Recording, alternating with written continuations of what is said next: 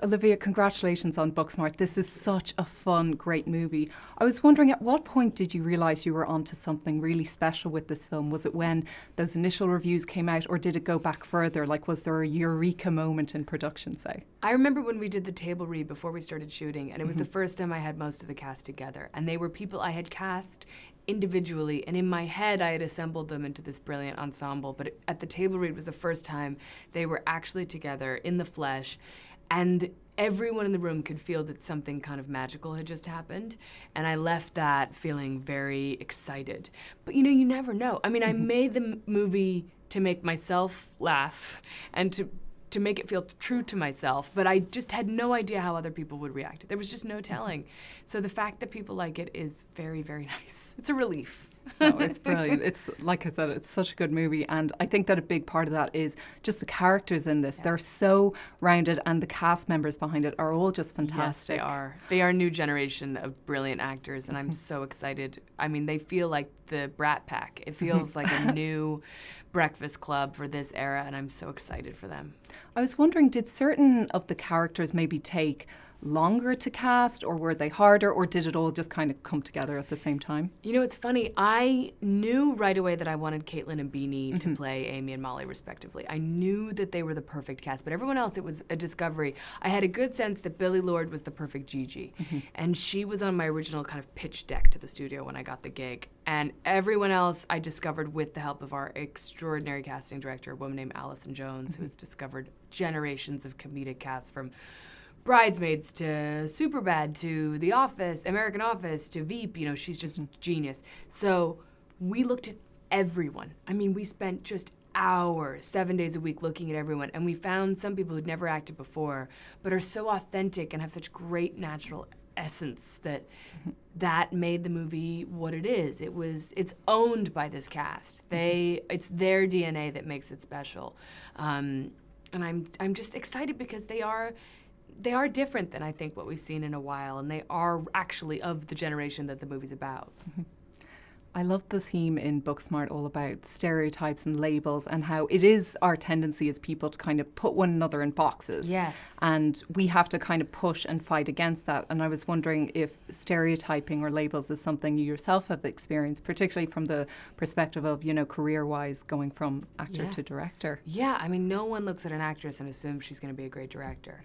And yet there are examples, of course, several examples before me, even within my generation. I mean, Greta Gerwig, Elizabeth Banks. There's people who are Jodie Foster. There are plenty of great female filmmakers out there, but it is still kind of a stretch to the imagination for people to assume that an actress might be able to handle her own behind the camera.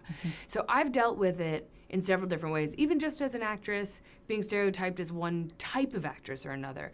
But it goes back to high school for me. I mean, I think we all experienced that. And this movie was my way of kind of addressing the anxiety I felt when I was young about being put into boxes, and that feeling we've all experienced of being misunderstood. It's universal, and it can continue through adulthood. But the movie's trying to say, if you feel misunderstood, consider that you're misunderstanding others. I suppose just on the subject of stereotypes, you know, a lot of actors turned directors, they do tend to star in their own movies. And I was wondering, how come you decided not to do that with this particular film? I just wanted to be able to focus. I mean, honestly, I was like, okay, it's a lot of work. I just want to be available for it. And I just also like the idea of being able to kind of maintain that outside perspective and to kind of sort of take care of everybody. Because I think one of the nicest things about directing is being able to nurture the talent, being able to create an environment conducive to everyone's best performances. And that takes an extraordinary amount of focus and maintaining a perspective of the entirety of the story. So while I recognize it's possible to act in as well as direct a film, I think that sounds so terrifying. I want to try it because now I'm like all up for the challenge, but it's extraordinary when people do that. But for my first one, I was like, let me just focus. I'll just stay back here. And I got to wear comfortable shoes for the first time in my career.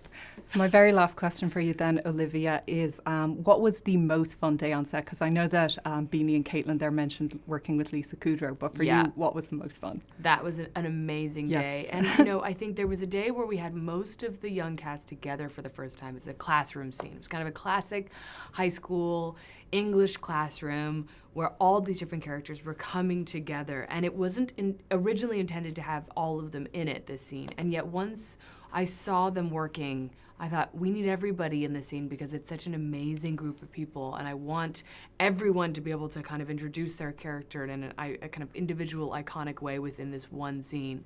So I'll never forget that day because I was so proud of the cast. I was just looking at them saying, look at them making brilliant choices and being so playful and kind of open, and you just don't see that often with an ensemble this big.